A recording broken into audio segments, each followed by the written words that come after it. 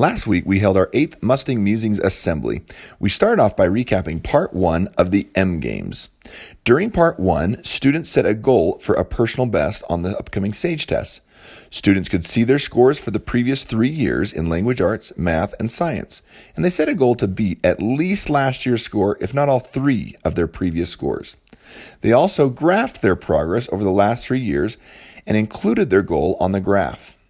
We reviewed the 5 aspects of the M Games personal training charts that we've worked on for the last 5 weeks. Students have focused on filling out their planners every period every day, reading at least 100 minutes a week or 20 minutes 5 days a week, practicing IXL at least 50 minutes a week or 10 minutes 5 days a week, keeping their binders organized, and following the STEM crazy school expectations. All students who completed at least 4 out of 5 of those personal training chart items each week were eligible to participate in the M Games reward activities held in the gym each Friday and organized by our SBOs.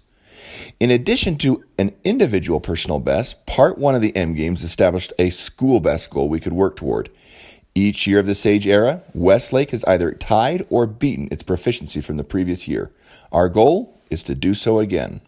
To set a school best goal this year, we would need to have more than 20% of students proficient in language arts, 20% proficient in mathematics, and 22% proficient in science. If we can beat those scores, we will hold an M Games STEM Rising Festival on May 18th, in which students will have a 5-period schedule of their choice that includes games, a movie in the auditorium, teacher-generated activities, a dance in the gym, a color battle, and more.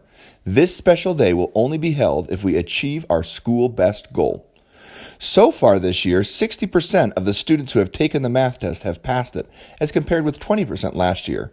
We're off to a good start. We next talked about what Part 2 of the M Games will look like. Instead of focusing on general practices that will help you be ready for the SAGE test, Part 2 focuses on specific reviews for language arts, science, and math. Part 2 is a competition in which you will be grouped into teams. You will review a key concept with your team partners in class. You will participate in a review game competition on the concept you've just practiced, and your scores will be posted to the M Games poster in the hallway to show how you did compared to the other teams and classes who participated in the same review game competition. There will be one poster made for each class with each of the teams listed on the left. Your scores on each game will be included in the columns going from left to right. You'll be able to see how your team compared to the other teams, and you'll be able to see how your class compared to the other classes. We have tentatively scheduled April 4th through April 13th as the window for the Part 2 of the M Games in language arts, April 16th through the 27th for science, and April 30th through May 4th for math. Part 2 of the M Games is really 2 contests. First, classes are competing against classes. Second, your team is competing against all other teams in the grade level. The winning class will earn a donut party and bragging rights. The winning team will earn up to 1,000 points in the Mustang market. Part 2 of the M Games also includes the actual SAGE testing. We will begin our SAGE testing on April 17th. This will be the language arts test, and it will take place on April 17th, 19th, 24th, and 26th. Science will take place on May 1st and 3rd, and math will take place on May 8th and 10th. These are all Tuesdays and Thursdays.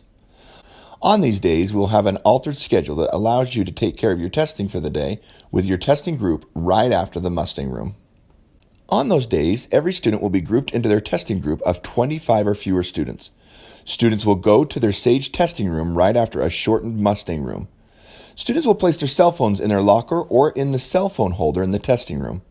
Students will find their assigned seat in the testing room. Everyone will watch and follow the video instructions for that day's testing. Teachers will distribute a stick of peppermint gum for students to chew for as long as they are actively testing. Students will earn credit on their M Games SAGE testing progress chart for being on time, doing their best work, solving all the problems, and checking all their answers. Students might also be recognized with an M Games Mystery Motivator or the M Games MVP Award. Each day you test, you can earn up to 4 stamps. You get 1 for being on time, doing your best work, solving all the problems, or checking your answers. For every stamp you earn, your name is entered into the drawing for prizes at the end of testing. Your testing teacher may also hand you an M Games Mystery Motivator. This is a QR code that lists a prize that you may redeem at lunch that day. Finally, each testing teacher will identify 1 M Games MVP for the day. Those students will be recognized over the intercom and will be invited to the office for a candy bar. Part 1 and Part 2 of the M Games focus on setting a student personal best for your growth at Westlake this year. You know what your goal is. And if each student hits a personal best, we should have no problem hitting a school best. We've got a lot of work and a lot of excitement in front of us. Good luck.